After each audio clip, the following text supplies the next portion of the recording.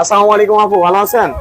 ভালো আছি, আপনি ভালো আছেন? এই তো আলহামদুলিল্লাহ। আচ্ছা, কি কারণে এই ফিড মেশিন নিচ্ছেন বা নেওয়ার মত হলো, আর এই ফিড মেশিন দিয়ে কি কাজ করবেন একটু জানান। নিজে বানায়া খামারি আরো দিতে খাদ্য দিতে সক্ষম কর্ম আর নিজেই আরো খামারি বাড়াম।